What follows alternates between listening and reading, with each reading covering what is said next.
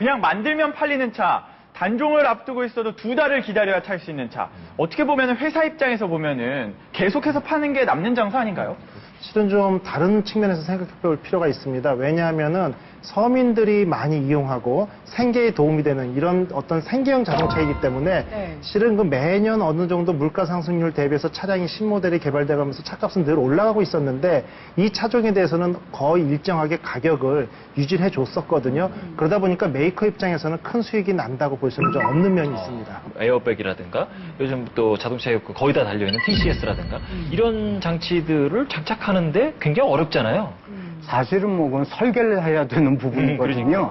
그러니까 예를 들어서 설계 변경이 끝났다. 여기도 막대한 자금이 들어가겠지만 설계 변경이 끝난 이후에 거기에 들어가는 부품만 사다 끼는 것만 하더라도 아마 한 원가상 한 200만 원 정도 더 높아질 수밖에 없는 구조가. 4분의 1이 상승하는 거거든요. 상당히 높은 비율인데 실제 뭐 환경 기준 때문에 OBD2라는 장치가 달려 있는데 OBD2 장치 같은 경우는 부품값이나 이런 것들이 안전에 관련된 조금 아까 말씀하신 ABS나 에어백에 비해서는 상당히 저렴하지만 요 간단하고 저렴한 장치조차도 실제적으로는 시간과 비용이 투자돼서 개발에 상대한 어떤 기간이 소요된다. 이런 것들이 이제 문제점으로 대두되는 것이죠. 근데 이게 한 번에 바꾸려고 해서 문제가 되는 거 아니에요? 단계적으로 바꿨다고 하면은 뭐 비용이 문제가 된다거나 뭐 장치에 어떤 문제가 있다거나 이런 건 없었을 것 같은데. 날카로운 지적인 것 같아요.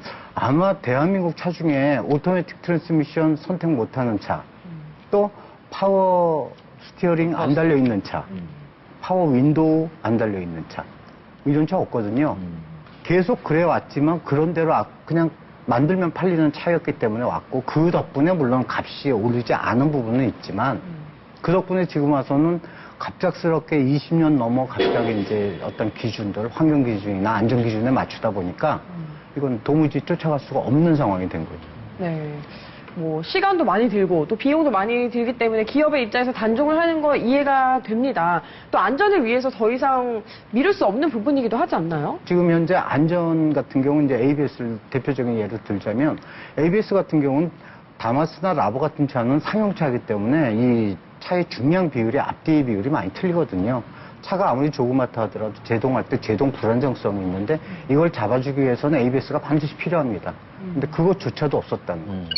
그러니까 이 다마스가 계속해서 안전성이 문제다라고 이야기를 했는데 어떤 부분이 문제인지 좀 자세하게 이야기를 해주시죠. 실제 이 부분에 대해서 어떤 통계적인 수치는 없습니다만 정면 충돌 사고 시의 어떤 탑승자에 대해서 상당히 치명적이라는 얘기가 많이 나옵니다.